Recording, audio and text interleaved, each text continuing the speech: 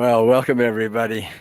We have a fascinating program for you today. You need to stay here for the whole bit of it because we're going to be talking about communicating with this ultimate source of wisdom, with the unseen therapist.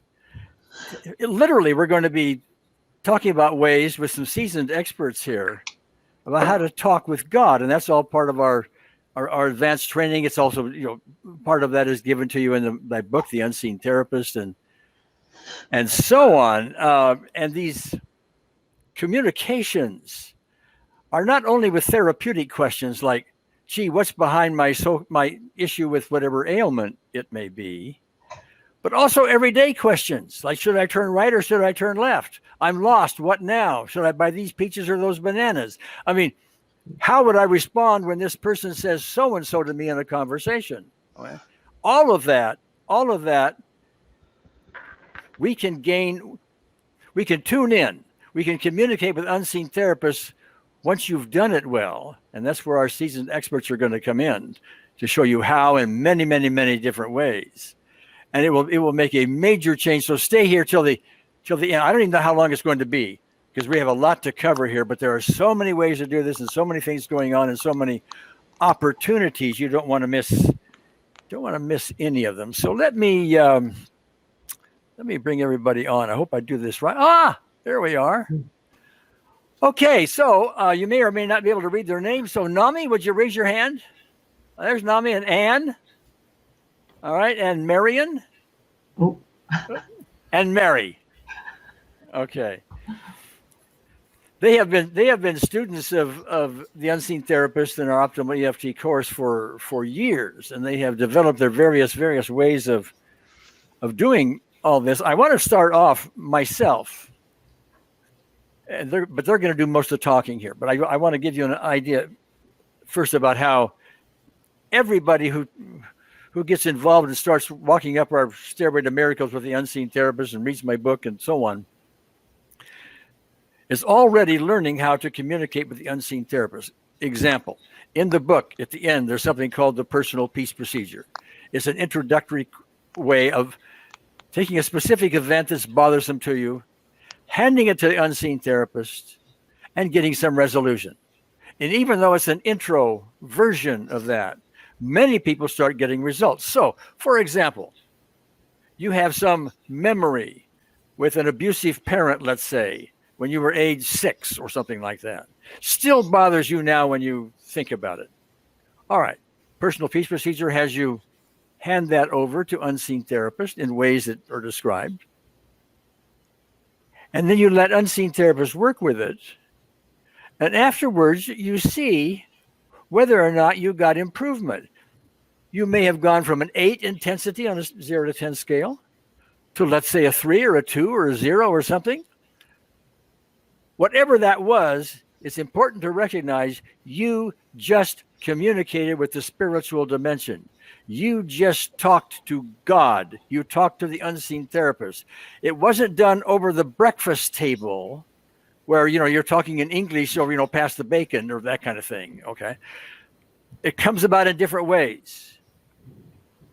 Different versions of communication. But in that case, you just communicate. You asked Unseen Therapist, here's my issue that I'm still worried about or worked up about. Hand it over to you. Here's the result. You asked, got a result. That is a communication. It's a beginning one for us, but it's very important. So with that in mind, that's one example. I know the rest of you guys have lots of examples, but Marion, why don't you kick it off for now, and let's just get the ball rolling. Okay, be happy to. So the first point I just wanted to make is that the Unseen Therapist communicates with different people in different ways. We all have different modalities at which we get information. So some of us are more visual and we're more likely to see an image. Some of us are more likely to hear things. So just notice about yourself how you usually get information. And sometimes you'll get information in more than one way from the Unseen Therapist. I know for me, I get in all ways, but I'm primarily visual and I'll hear words. But again, everybody's different. And so you have to look out for the ways that you get your information. So the first way I was thinking is that for me, it's often visual. And as Gary said before, that it can be for the most everyday, mundane things that you might ask a question of the unseen therapist. For instance, not that long ago, I was having a conversation with Gary after I had been sick and very nauseous and I couldn't eat. And I finally gained my appetite back. And he said, "What do you want to eat?" And he mentioned a few things that clearly were not what I wanted to eat. So I tuned in with the unseen therapist, and an image of a pear came into my mind, and I could almost taste the pear. Now, I don't know what it was about that particular fruit that it came to my mind, but it was clearly what my body needed. And I knew it the moment that image came in my mind. So it's something very concrete, very simple. But sometimes it could be something more abstract. Like, for instance, I was working with a woman who I had never met before. She was coming in for the first time. I didn't know anything about her. And sometimes I will tune in with the unseen therapist before I see someone for the first time and ask, is there something I need to know about this person? And very often I get a visual image. And in this case, it was an image of a red rose. I had no idea what it meant, but I knew from experience that it was going to be meaningful. So the woman came in, she was very shy, very withdrawn. She could barely make eye contact with me. And she certainly didn't seem like a beautiful rose. So listening to her story, I began to hear that she had grown up homeless, living in homeless shelters with her parents. And it was a very difficult life. And as she was talking, the image of the rose started to change in my mind to a rose growing in a very weeded, vacant lot.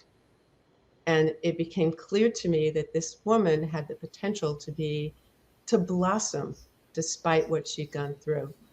And that, in fact, is what happened in the therapy. As we worked, she blossomed into this beautiful rose. Now, eventually, I probably would have realized that, but being cued into that the very first time I met her allowed me to gain information as to where to go with her and what we needed to do. And that was just wonderful. And that was a visual communication from the unseen therapist. So I'm sure there are other people who've had those kinds of experiences. Anybody else? Well, I think what I'd like to talk about is not just the type of experiences, but in the beginning, when you haven't had any experience, the kind of period of time where you're trying to connect, you want to believe that you can have a connection, but it's not working, or you doubt yourself or whatever. I personally, in the beginning, it was really, really difficult for me. I kind of thought of this. Yes, Gary?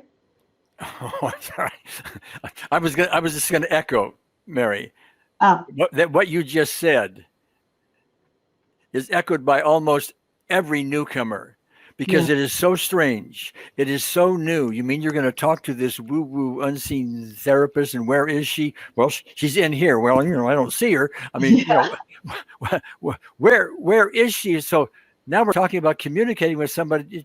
You don't even know what she looks like. Okay, because she doesn't look like anything. Okay, so we're actually communicating, but we're not aware of it often. And so it's what you're going to say, Mary, is so important, because just about everybody listening in, I'm guessing, okay, has doubts about this. And it does take experience. It does take practice. May I see nodded heads, ladies? Okay, before you get there, and that's what you're going to unfold here. So I'm sorry to interrupt, but please, Mary, go ahead. No, it's fine. It's good you said that, because I think most people would be working on their own at home, trying to figure this out. Trying to understand what the connection would be, and plus, most people have a lack of confidence starting something new. So that lack of confidence would come in and play the part of, the doubting Thomas and telling you you're not doing it correctly. And maybe you need to have lots more spiritual experience or maybe the loving connection or whatever must be much more important. So this can just prevent us from believing the messages that are coming in, you know. So I'm sorry, Mary. The other thing that the other thing that happens, this is my experience, especially with newcomers, is they think this is not going to work unless there's a Hollywood moment involved. If I'm going to be speaking with the unseen therapist, I've got to get warm fuzzies. I've got to hear music. No, you just get a notion here sometimes. You get a feeling. Yes. And you eventually get used to, what that is. Anyway, sorry to interrupt again, but I wanted to emphasize no, that. you're grand. The thing is, whether we get an image or we hear a voice, the first thing we're going to think is, well, I'm just thinking that, or that came from that movie I saw last night, or, you know, all the doubt's going to come in all the time. How am I going to know which voice or which image is actually the answer to the question that it posed, you know? So that was the biggest challenge for me in the beginning. And I'm sure most people have gone through the same thing, you know? And really, I know I'm always talking about groups, but really it was when I was working on my own, I had too many doubts. And it was when I started working with these fantastic people in groups and I saw how they spoke to the unseen therapist and the confidence that they had, that I realized, okay, well, here I have this space, this sacred space, the safe space where I can test it out. And I was really nervous in the beginning, you know, to say, well, I saw this strange image. Does that mean anything to you, the person whose question we were working on? And astonishingly, very often, more and more, it was actually meaningful to that person. So that boosted my confidence. I just wanted to state that in the beginning because the lack of confidence, the lack of practice means you have the lack of confidence. And the more you practice, you can't exactly practice that with clients if that's your only situation, because you don't want to mess up and you don't want to make a fool of yourself, or et cetera, et cetera. So the practice group is a fantastic place to practice, or practice with a friend. You know, it doesn't have to be a practice group if you're not in the optimal EFT community yet, or don't want to be, or whatever the reason is. But practice with someone who you can trust and who will take it lightly, whatever crazy image that you have come to you or whatever the message is, so that you can start getting a feel for it and start saying, okay, well, that worked, that didn't. In that place, it must have been the unseen therapist who was speaking to me. And in that place, it was just my crazy thoughts. And that builds your practice.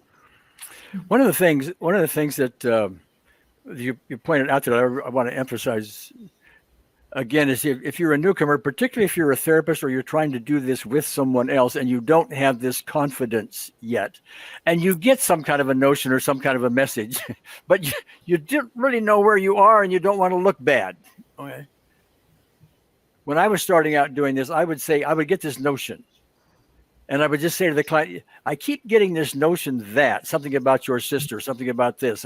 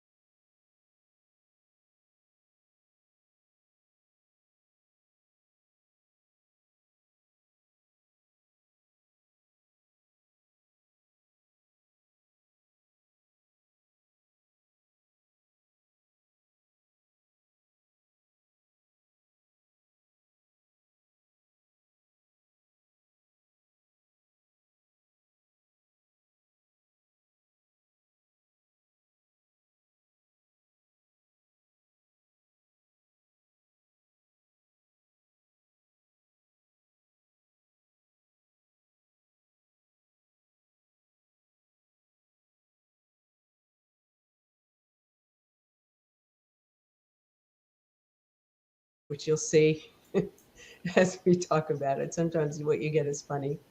Yeah.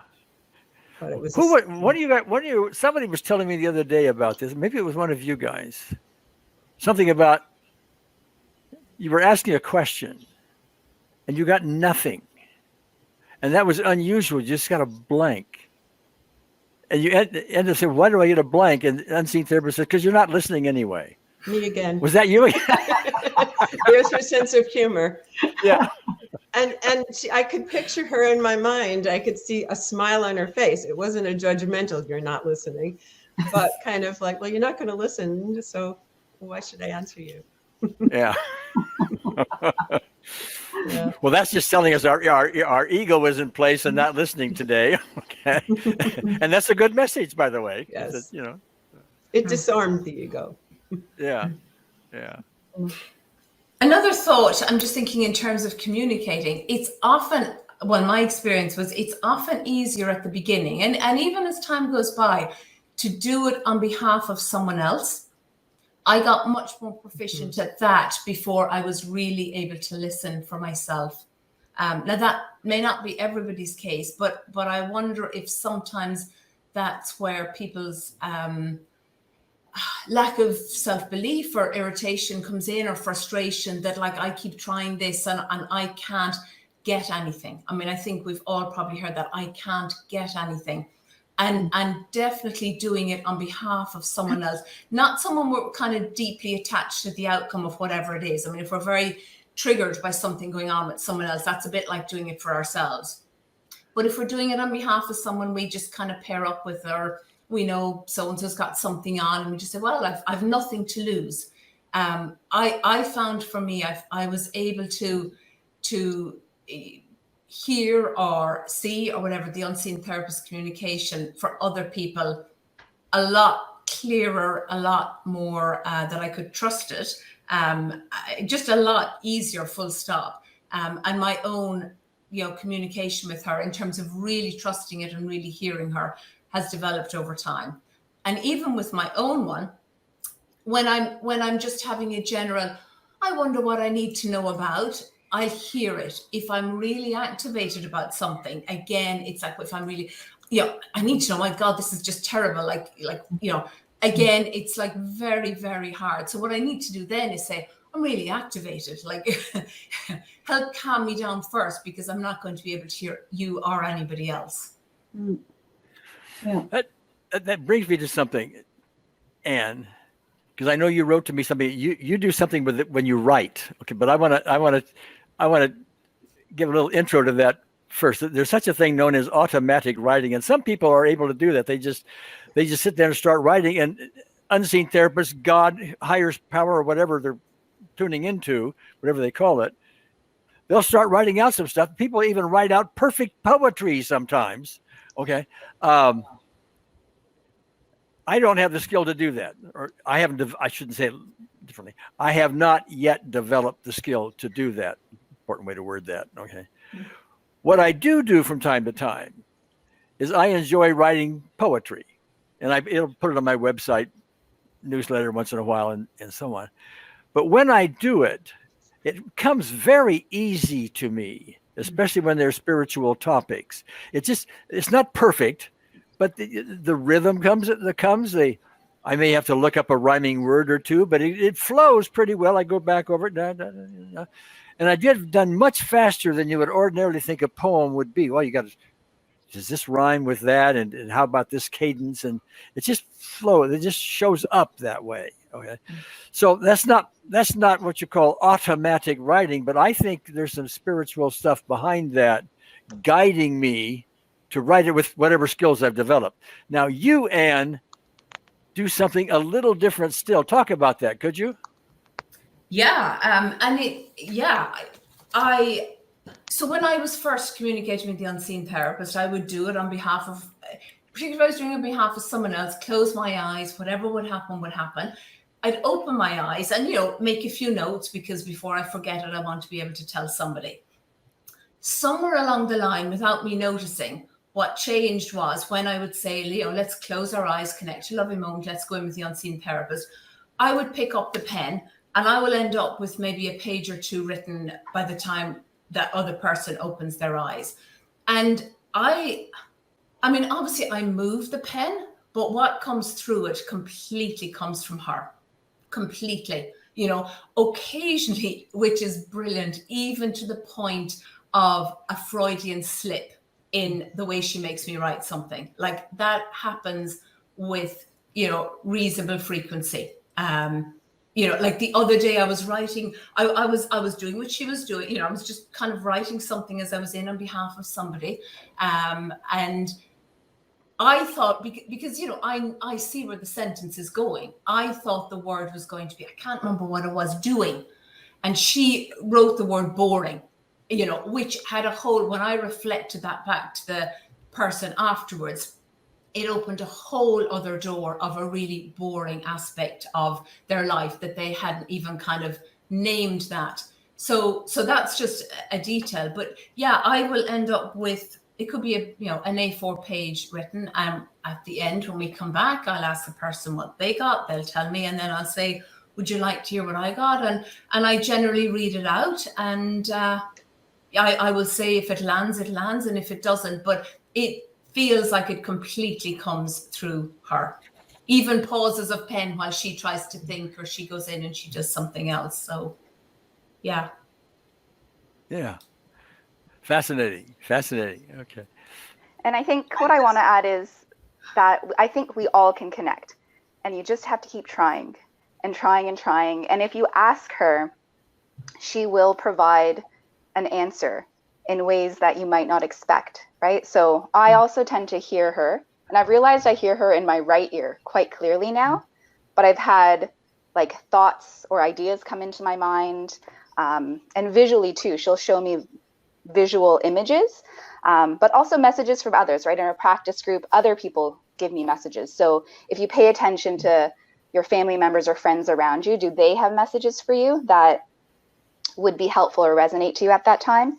And also feelings, like I tend to feel in like chakras usually, but like feel emotions or feel things that I need to work on. So even though I'm not directly asking her, you know, what's bothering me today, it might be that I'm feeling a lot of, you know, heaviness or fear or anxiety in my heart that day or something to cue me to, you know, work on it more. But to ask her over and over again, she will provide what you need if you're open to it. So if I can't connect her with her in the morning because I'm busy and bothered, maybe that night when it's quieter, I'll ask again.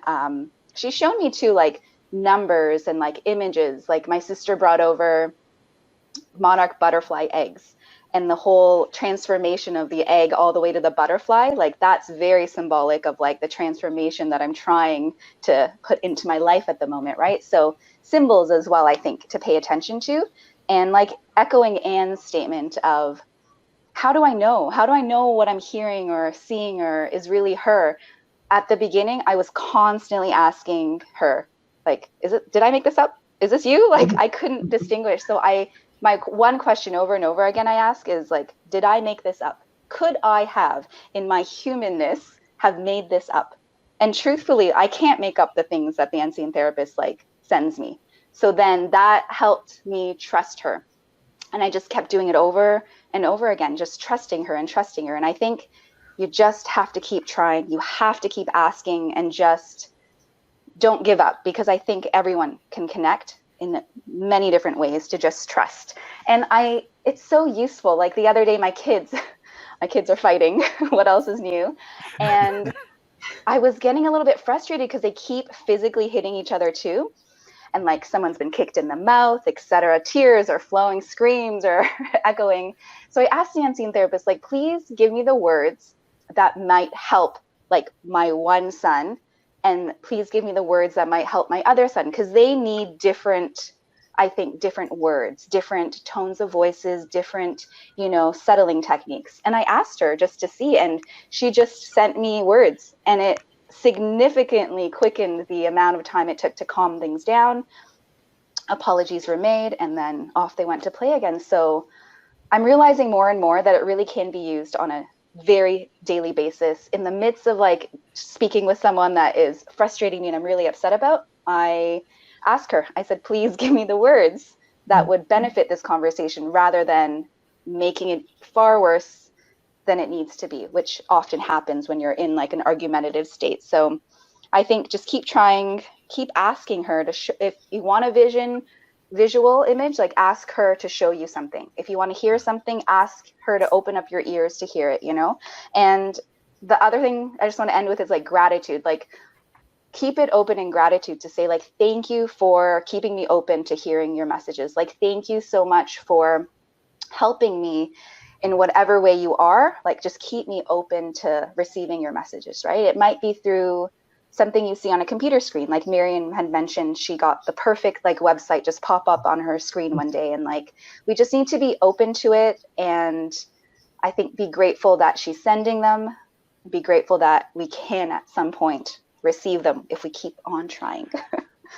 That's really nice, and it triggers a couple of thoughts from me. You know, I mean, there's a certain wisdom in this. I mean, just to go back to a second, what words would I use for your two fighting children? You know, I mean, there's a wisdom in that, and if you try to rely on your own ego stuff, you're going to come blurt out with something that's not going to help. Okay, typically. So when we get to the point where we trust,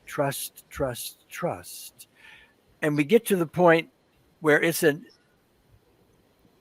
you said gratitude, when you're in a constant state of gratitude, not only are you more peaceful, but you're also more gratitude, and you're more tuned in to the non-stop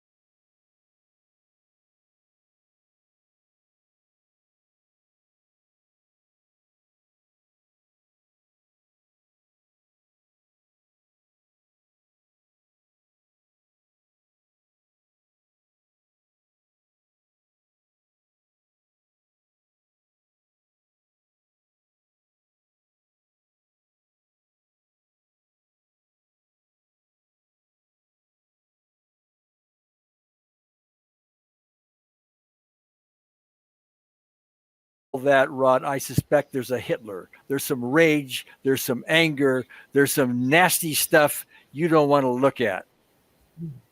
Right on. Right on. And that whole nearly 2-hour session was about the Hitler within him. Okay. Yeah. And it will not, that kind of anger and that kind of rage, etc., which, by the way, all of us have some piece of, or at least we have the potential for it, whether we act on it. Hitler acted on it. Okay. But I see some nodded heads. We recognize it is there. We push it down. We don't act on it. We got a facade. And so while that seemingly was not very loving, ultimately I had to punch him in the nose to get there. Okay. And he's sent me an email here a few days ago. He's going to send me some more. But apparently he's been watching this session that we did over and over and over and over again. And he says he's getting all kinds of messages and love and peace, and it's been quiet. And I don't know if that's going to fix the cancer or not, but it's a step in the right direction. That's my point. It's a loving thing. It's a loving thing, but sometimes it may have a little punch to it. Just so you know. Okay. Long story, but I wanted to add that one in here. So It's important because sometimes what we get is not what we want to hear, particularly personally. We may not want to hear it, but it's always wise and loving and without judgment. And without judgment. Without judgment. Yes. Interestingly enough, in this session with Rod that I did, even though it may on the surface seem judgmental, he was buying it big time and there was no judgment whatsoever. And we were putting the real issue on the table. Yeah. Yeah. Which you have to do sometimes. Okay. Yeah. And I would suspect that many of our clients that are maybe not getting beyond certain physical things that they'd like to get beyond, and they wonder why, because somewhere underneath there's the big one, the Hitler or whatever it is. There's the big one in there. Okay. Got to bring it up. Okay. Anything more you guys have to offer while we're here? Yes. Please. I have something to add. Two things about what Anne said. One is I had a thought, and you suggested that if you're new to listening to the Unseen Therapist, try it out with some person that you have no stake in the answer. And I thought you could take it one step further and just try it with just someone you meet on the street, someone who is standing in front of you online who looks upset, or the person who's delivering your mail, and just asking the Unseen Therapist, is there something I need to know? And do it as a kind of experiment. See if it leads somewhere. See if it leads to a conversation, or in a conversation if it turns out to be meaningful. And that's how you begin to build up confidence that you can get information. And also, as everyone has pointed out, as you begin to hear or work with the Unseen Therapist more, you get to know your style. You hear it in your right ear, or you hear a voice in your head, or you see something, or things happen. And the more you do this work, even if it's just experimenting when you're out and about, the more you'll be able to trust, because you find out the information you get was useful. So that was one thing. Can I add? Comment? Yeah. Sorry, I want to add to the trust thing. And that is, I think more often than people realize, they do communicate with the Unseen Therapist, because I don't know if the rest of you have heard this, but often it's like if I'm working with somebody new, they will say, we close our eyes, we open our eyes. I say, well, how was that? And say, I didn't get anything. However, and then like 5 minutes of, I remembered when, and then this, and then that, so I didn't, no, I didn't get anything from the Unseen Therapist. However, wait till I tell you, what came to my mind. So this thing of like, what's coming from her, I think a lot of the times it is coming from her, but we and people that are new to this can think, well, no, I got nothing from her, but while I was in there with my eyes closed, this is what came into my mind. And that's I mean, Gary, as you always say, the unseen therapist is not out there. I mean, it is our own inner wisdom, our own divine part, our own inner guide. I mean, whatever word people have for it. So all we're doing is accessing that. And whether the voice comes from the right ear, the left ear, out there, image in head, you know, at the end of the day, like, it's coming from within, and we're just trying to connect to that part that's with us 24 hours of every day. Yeah, we're learning to listen, which prompts me to say one other thing, and it has to do with something about readiness. I mean, we'd like to be ready 24/7, that always listening. That isn't the case, but we're honing our skills to get there. I'm finding that the times when I'm listening best is when I'm in a session with somebody, a therapy type session. Somehow or other, I'm getting these notions.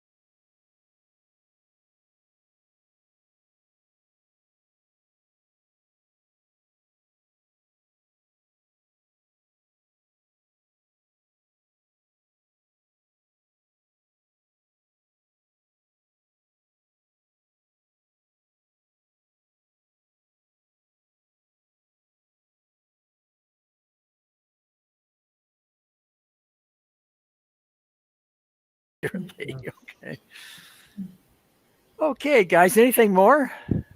I'd like to just explain why I keep yawning. I'm a chronic yawner when we connect to the unseen therapist with the groups. I actually take notes like a prisoner, marking off in fives how many yawns they do. I think my most has been about 23 yawns in one group session. When I connect to the unseen therapist, and I think it's because there's 4 of us. I think it's stronger. That's actually a good thing to mention as well. When I'm on my own, it's never as strong as it is when I'm with a group. It's like a meditation or anything like that, you know. it's definitely more powerful. And it's not that I'm yawning because I'm tired. I think that I'm just in that loving space, bubble, whatever you want to call it.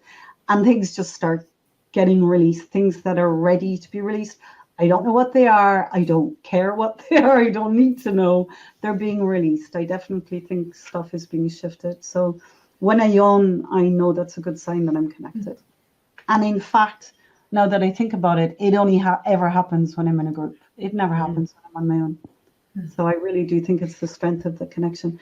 And one last thing I'd like to add is something that I learned from NAMI, in fact, was when I do ask the unseen therapist for, answers to questions or whatever, I kind of take what I'm given and presume that that's it. But NAMI's taught me to continue asking anything else, and she may ask that 4 or 5 times, and there's a whole richness of stuff that's still available if you keep asking. So don't just stop on the first question. I imagine the unseen therapist sitting there, like tapping her fingers, waiting for us to ask anything else, and she's just dying to give us more information. She's not going to give us the whole thing on the first go. So Well, she'll give us what we can take. yeah. Or what we can write down fast enough. or what we're ready to hear. Sometimes we aren't ready to hear. Okay. Yes. Yeah. So, okay, guy. Any other bits of wisdom from you that comes from the wisdom of the unseen therapist? Not All right. for now. Okay. All right. Well, listen, I would like to have you. I'm going to close this out right now. I'd like to have you guys just stay on a little bit. We'll talk after this broadcast is over. So, to all those listening in, I hope you enjoyed this. I hope you got a lot out of it. I hope you listen more to the unseen therapist. Practice, practice, practice. See you next time.